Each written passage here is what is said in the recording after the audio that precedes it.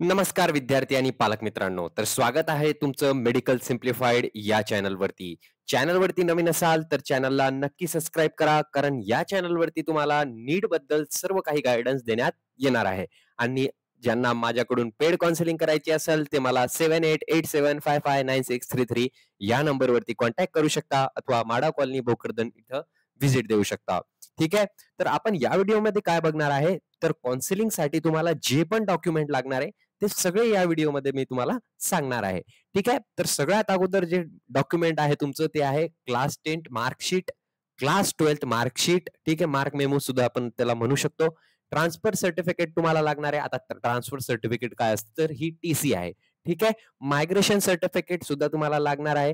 Character certificate सुद्धा तुम्हाला लागणार आहे आणि हे ऑप्शनल असू शकतं कॅरेक्टर सर्टिफिकेट. ठीक आहे. कॉलेज वाईज डिफर करत असतं हे. त्याच्यानंतर नीट यूजीचा ऍडमिट कार्ड म्हणजे ऍडमिट कार्ड जी परीक्षा दिली होती तुम्ही नीट यूजी 2025 ची त्याचा ऍडमिट कार्ड तुम्हाला लागणार आहे. सोबतच त्याचा स्कोर कार्ड म्हणजेच मार्क मेमो नाईट यूजी 2025 चा गॅप सर्टिफिकेट जर का तुम्ही गॅप घेतला असेल नीट द्यायसाठी तर त्याच्यासाठी तुम्हाला गॅप सर्टिफिकेट लागणार आहे. आता गॅप सर्टिफिकेट काय असतं तर तुम्हाला गॅप सर्टिफिकेट हे ॲफिडेव्हिट करावं लागतं. तिथून तुम्ही गॅप सर्टिफिकेट काढून घ्या. ठीक आहे. त्याच्यानंतर मेडिकल सर्टिफिकेट. आता हे मेडिकल सर्टिफिकेट कधी येत असतो तर जेव्हा तुमचं हे येणार आहे म्हणजेच नीड इन्फॉर्मेशन ब्रोक्युअर त्याच्यामध्ये एनेक्स्चर असतं. तिथं हे मेडिकल फिटनेस सर्टिफिकेट तुम्हाला भेटून जाईल. त्याच्यानंतर आधार कार्ड तुम्हाला लागणार आहे. ते तर सगळ्यांकडेच असतं.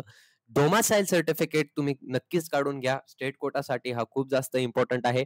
त्याच्यानंतर पासपोर्ट साईज फोटो. आता पासपोर्ट साईज फोटो किती ठेवले पाहिजे तुम्ही? तो कमीत कमी 10 ते 12 फोटो तुम्ही 10 ते 12 ठीक आहे. फोटो तुम्ही पासपोर्ट साईज फोटो ठेवले पाहिजे तुमच्याकडे. ठीक आहे. समजलं तुम्हाला? ओके. त्याच्यानंतर post card photo. 2 post card फोटोची तुम्ही झेरॉक्स घेतली पाहिजे. म्हणजे 2 पोस्ट कार्ड फोटो तुमच्याकडे असले पाहिजे. त्याच्यानंतर नॅशनल सर्टिफिकेट असलंच पाहिजे तुमच्याकडं. आता कास्ट सर्टिफिकेट कोणाला हवंय? ज्यांचे कास्ट असते. कोणती पण कास्ट असो ती OBC, VJNT, NT2, NT3, NT4, NT1, NT2, NT3 याच्यासाठी कास्ट सर्टिफिकेट असणं आवश्यक आहे.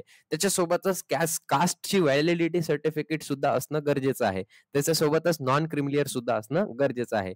ज्यांना ईडब्ल्यूएस सर्टिफिकेट असेल म्हणजे ज्यांचं ईडब्ल्यूएस सर्टिफिकेट असेल त्यांना ईडब्ल्यूएस सुद्धा ते लवकरात लवकर काढून घ्या.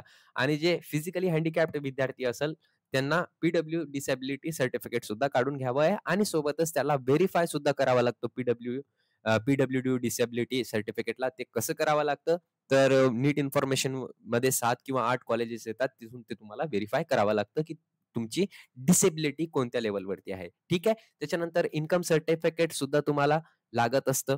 ठीक आहे. इन्कम सर्टिफिकेट तर खूप जास्त गरजेचं आहे. त्याच्यानंतर एक गोष्ट लक्षात ठेवा तुम्ही सगळ्यात महत्वाची गोष्ट म्हणजे जी ही डॉक्युमेंट आहे ते मी ऑलरेडी टाकलेलं आहे. WhatsApp ग्रुपवरती पण टाकलेलं आहे. पण WhatsApp ग्रुप जर का आता जॉइन केलं तुम्ही तर तुम्हाला ते दिसणार नाही. म्हणून तुम्ही टेलिग्राम जॉइन करून घ्या. कारण टेलिग्रामवरती तर नक्कीच दिसत असतं ते. ठीक आहे. तर आणि हे नोट सुद्धा एक इम्पॉर्टन्स आहे. तुम्हाला सांगू इच्छितो मी की फिटनेस सर्टिफिकेट आणि गॅप सर्टिफिकेट हे नीट एक्झाम रिझल्ट म्हणजे नीट एक्झाम रिझल्ट नंतर येतो. ठीक आहे. त्याच्यानंतर CET cell application form and college allotment letter will be available once the admission process start after the result. ठीक आहे. समजलं तुम्हाला? हे नक्कीच समजलं असेल तुम्हाला. आय होप आणि thank so much. Have a great day. I hope तुम्हाला हे सगळं माहिती आवडली असेल.